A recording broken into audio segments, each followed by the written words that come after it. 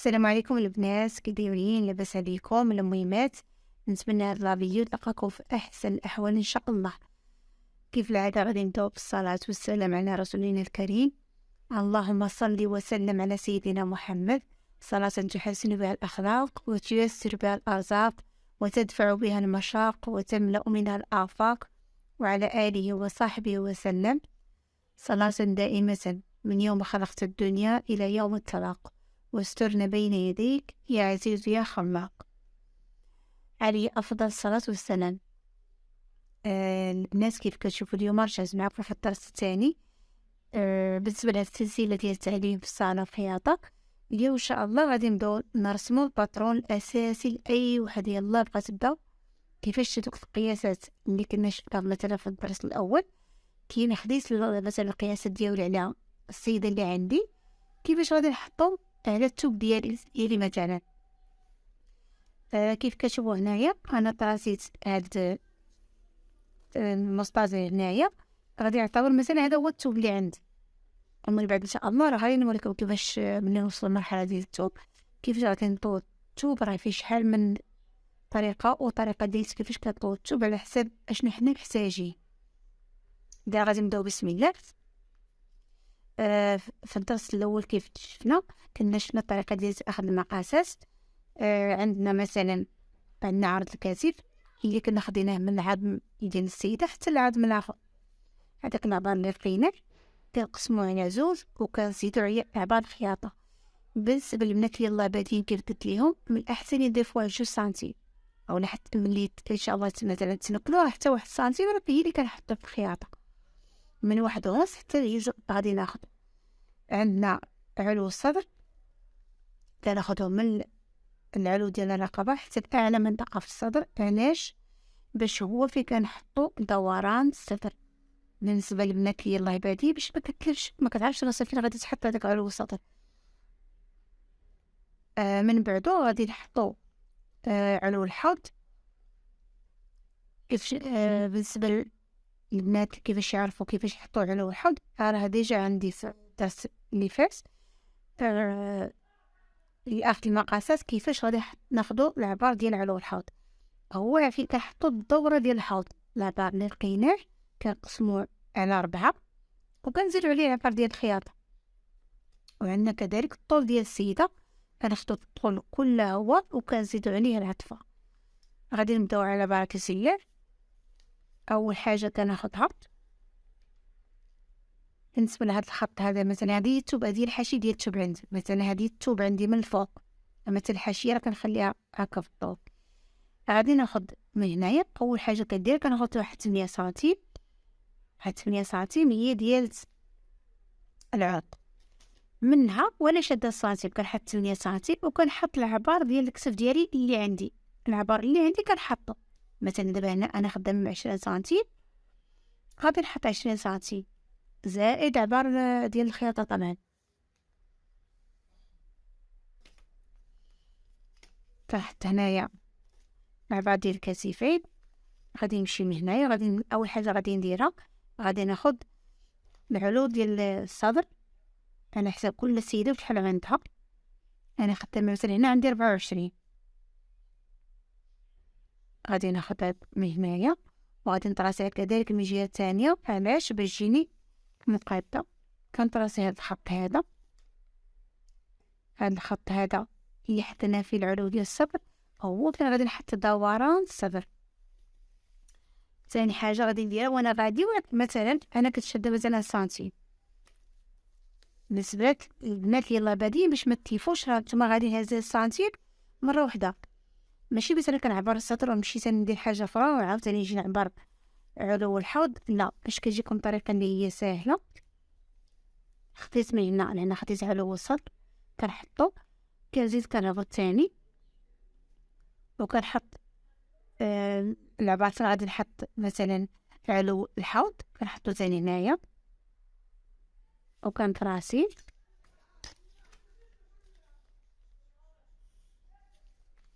وكناخد العلو ديال الطول اللي عندي كامل كنحطو. يعني وانا كنطراسي هو السنتيم شاده مره واحده. من هنا طراسيت علو الصدر، نزلت ثاني خديت على الحوض وخديت الطول ديالي مباشرة باش كيجيني بطريقة سهلة. عاد كنبدا كنطراسي، كنجي لهاد الخط هذا اللي كنحط فيه دوران الصدر. اول حاجه كنديرها هنا، جيت خديت 20 سنتيم زائد العبار ديال الخيط اللي عندي، نفس العبار اللي حطيت هنا كنحطو في هذا الخط الثاني. داكشي اللي حطيت هنايا غادي نحطو حتى هنايا، وكنصبط كيولي عندي هنا واحد المربع، هذا المربع البنات بالنسبه للبنات المبتدئات اهو، فكيكون هذا المربع هذا هو اهم حاجه البنات. راه هذا المربع الا فهمتوه مزيان غادي تسهل عليكم شحال من حاجه. دابا هو ولا عندي هذا المربع، كنجي لهنايا كندير 3 سنتيم هو باش كنطيح الكتف ديالي، كنطراسيها كنديها نيشان حتى لعندك النقطه ديال 8 فهميني. كنمشي ثاني لهنايا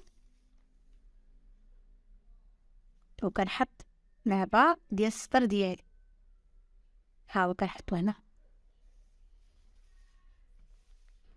كنجي لهاد البلاصه هادي كنزيد بجوج سنتيم من عود، من هنا كنزيد جوج سنتيم ديال الخلف. نحسي هنا مثلا هنا درنا 8 سنتيم البنات، وهنا كنزيد بجوج سنتيم، حنا زدت ب3 سنتيم. ان شاء الله يكون باين لكم اللون الاسود، معرفتش واش باين لكم ولا لا. هانت هنا كنزيد 3، وهنا دخلت ب8، هنا درت جوج سنتيم ديال الخلف، وغادي نطراسيها جوج سنتيم مباشرة عند 8.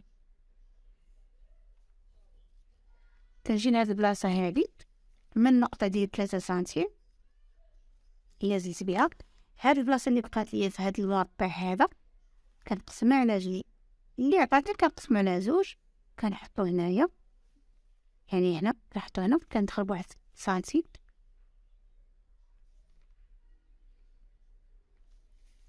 كنجي لهاد النقطة هادي ديال المربع ماشي في حبس العبار ديال السطر، لا كنجي لعند هاد النقطة هادي. هاد الطريقة هادي بالنسبة للبنات المبتدئات اللي باش يعرفوا يجيو التقوير يجيهم ساهلة. اما من بعد بامكانكم تستعملوا البيروكي كيف قلنا، اللي هو طبعا كيبقى شي حاجه اللي هي ضروريه بالنسبه للبنات المبتدئات. نشدو مثلا من عند النقطه هادي ديال 3 وكنشد منها من الفوق، وكنمشي ضروري غادي نمر على هاد النقطه اللي دخلت فيها بواحد، ها هي، وكنكمل العبار ديالي من هاد النقطه هادي حتى لعند النقطه ديال الصدر، كنمشي بها عبار واحد حتى لعند النقطه هادي. اي كتجي طريقه سهله. اذا حيت عندي هاد كنطرا صغير غادي نطراسها غير بيديا. مثلا البنات ما عرفاش تستعمل هذا، ما عرفاش كيفاش تستعملو، غادي من هاد النقطه هادي تلعب مثلا بواحد 3 سنتيم وتخرجي من هنا بواحد 3 سنتيم وكتلاقيهم، كتجي من هاد النقطه هادي لعند هاد النقطه 3 وكتخرجي مباشره لعند 3 اخرى. هاد الطريقه ساهله بالنسبه للبنات اللي ما عرفوش كيفاش يستعملوا مثلا هاد البيرو. اما بالنسبه كنصح البنات اللي يلاه بادين ضروري نستعمل البنات هاد البيروكي، راه كيسهل الخدمه بزاف. غادي نجي تاني لهنايا. دابا انا طراسيت شي هاد المربع كي قلت لكم البنات، راه الا فهمتوا هاد المربع هذا راه كيسهل شي حوايج اللي يعني كثيره. دابا ساليت من هاد المربع ديالي في التركيز، هذا هو التركيز ديالي، ساليتو. اش غادي ندير؟ غادي نجي من هاد النقطه هي الصدر وكنزل بواحد مثلا 10 سنتيم. كنشوف مثلا شي سيده مثلا ما طويلاش كنزل ب10 سنتيم، من 10 حتى 16 سنتيم ممكن تنزل، كاين كينزل ب10 كاين اللي كتنزل ب12 حتى ل14 البنات. علاش؟ على حسب الطول ديال كل سيده. مثلا انا هذه عندي غادي ننزل مثلا ب10، غادي ننزل ب10 وغادي نحط ليها البنات العبار ديال الدوره ديال الحزام ديالها. داكشي اللي بقيتو في دوره الحزام ديالها غادي نقسمو على 4 وغادي ندير العبار ديال الخياط. غادي يجي مثلا هو جاني هنايا، نزل من هنا، نزلنا ب10، هادي نزل هادي نزلت هيا نزيد هنا ندوز ب10 سنتيم من هنا، ندوز ب10 سنتيم، طيسة هنايا. غادي نمشي دابا غادي نطراسي دوران الحوض. عندي هنا مثلا 31، غادي نطراسيها. هنا عندي هنا دوران الصدر،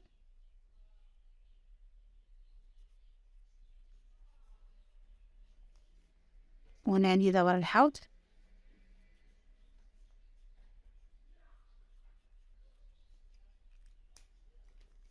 دابا غادي نشد، غادي نطراسي هاد النقطة هادي، غادي نطراسيها لكم باش تبان للبنات. هذا هو الحزام ديالي، هذا الحزام.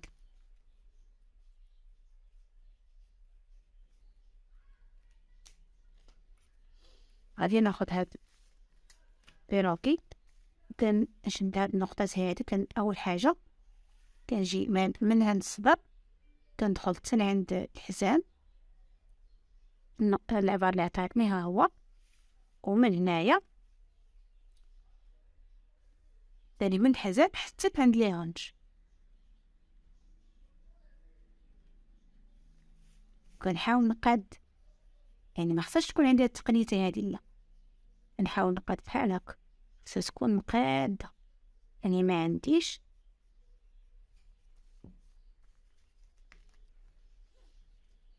ثاني من هاد النقطه ديال الحوض غادي نمشي حتى لعند الجليد،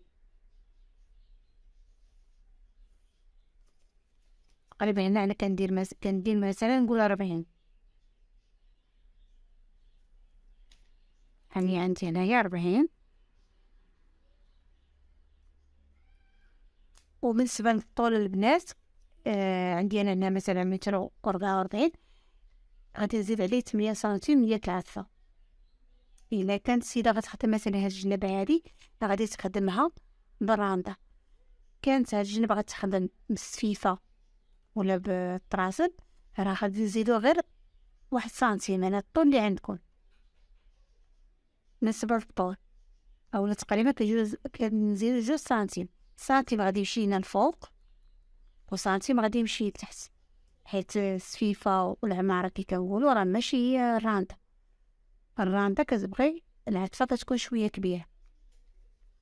هنا دابا تراسيت انا مثلا عندي هنايا 40، غادي نجي لهاد البلاصه هادي، وغادي نطلع مثلا ب3 سنتيم. الطلعه هادي كنحط فيها 3 سنتيم، وغادي نوريكم واحد الطريقه اخرى. هنا كنطلع ب3 سنتيم، وديجا كنت وريتكم واحد الطريقه اخرى.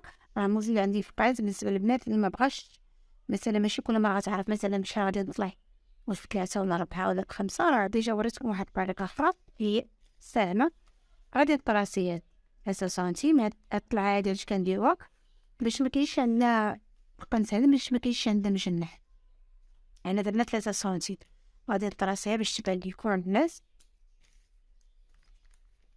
هادي النبله ديال الكتف، وهنا التقوره ديال الخلف، هادي الدوره ديال التركيز. هنا خصني ما يجي كيما يجي شي بيجينا مقاد، يعني ما جينا فينا تقنيته لا حتى شي حاجه.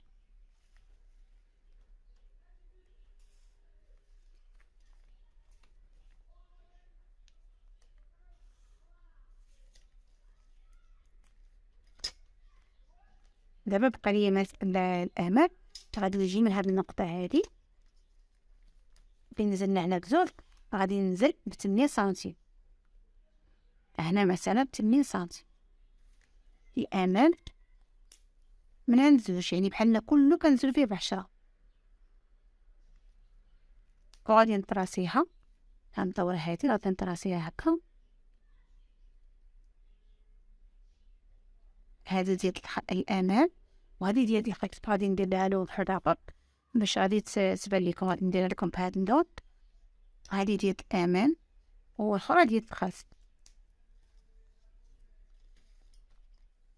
بهكذا غادي نكون وصلنا للنهايه ديال هذا الدرس هذا. نتمنى ان شاء الله تكون الطريقه اللي هي واضحه وبسيطه، وخصوصا بالنسبه للبنات المبتدئات. وفي الدرس الثاني ان شاء الله راه غادي نوريكم كيفاش نرسمو لكم ان شاء الله بطريقه بسيطه حتى هي، يعني لازم نمشيو دقه مع المبتدئات. وإلا عجبكم ان شاء الله هذا الشرح ولا هذا الدرس هذا، كنتمنى ما تنساوش تحطكم لي لايك ومن بارطاج، وكنتمنى تتابعوني ابتداء من الدرس الاول، تبقاو متبعيني ان شاء الله. شكرا، السلام عليكم ورحمه الله وبركاته.